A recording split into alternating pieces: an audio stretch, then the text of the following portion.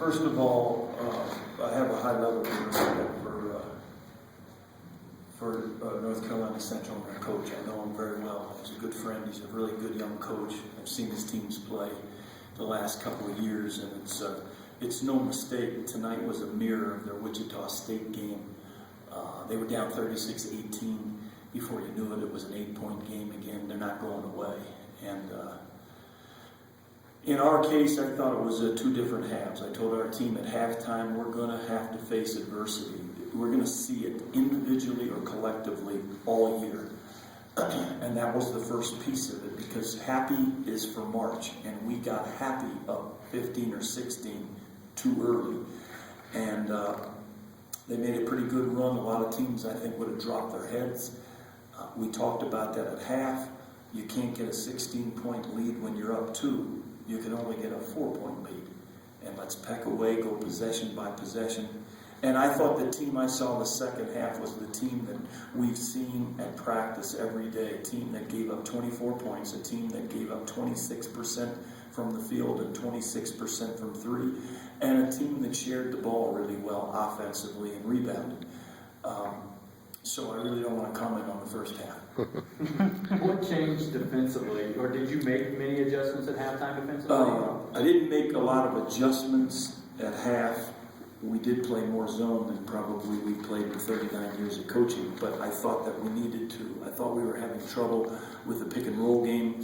I thought we were getting tired, and I wasn't comfortable. I would never play a tournament at the University of Wyoming and plan on game 2 or 3.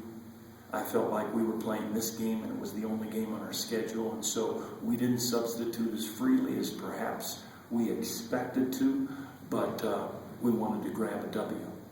Larry, I know you shot a lot of threes, and I think you got off to a good start shooting the threes, and then at one point you missed like 11 straight. Do you think that also led to a little bit of the defensive shortfalls, just because maybe they were pressing or getting down? Do you think that led to some of that? I think there was a combination of both.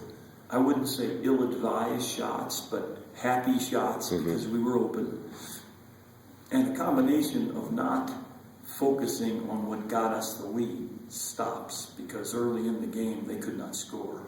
But that probably will be synonymous with this team until we learn each other and learn what we do best and what we were weakest at. That's why we changed from zone to man frequently in the second half, and even went to a switching man to sort of cover up some of that.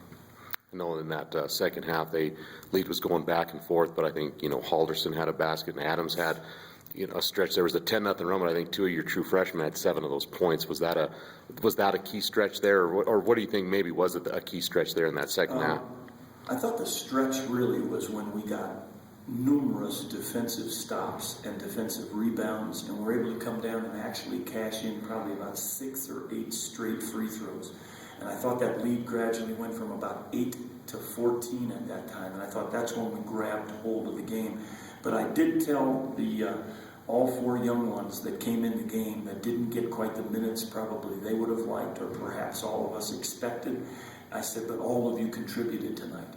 And all of you were in the positive, whether it was for defensive reasons or knocking in a couple of key baskets. Coach, I know you guys have shot a lot of three-pointers tonight and a lot in the first game. Is that something that you look at and say, you want to increase that, decrease that, or you just say if it's open, At the beginning of the year, I told the team, ideally, I'd love us to have 40 to 45% of all of our shots taken from 3 this year. I think that's our best vehicle to win. I think we have a 4 and a 5 in Nance and Leonard that have to deliver some goods out there to draw a level of respect, because I don't see us being a big, overpowering physical team. On the other hand, those need to be open looks, not hurried looks. And I thought in the first half, we took a few hurried threes, maybe because we had made some. Looking ahead again, you were in Canada, you played 3 games in 3 days for the most part, so some of these guys might be used to it. So what's next? Just a quick film study? I mean, are you anxious to see how your kids respond to a second game in a row? We'll go watch some tape of South Dakota tonight, and we'll be back at it tomorrow morning about 8:30, watching some more tape of South Dakota. Jeremy has the scout, and he and Rob Watson have probably seen 6 or 7 from last year. And then, of course, this was their first game, so last night was their first game. And we will only have a 30-minute walkthrough and street close tomorrow. Talk about 2 or 3 keys to the game. Make sure we're focused, rested, and then you deliver the goods tomorrow night at 7. Real quick,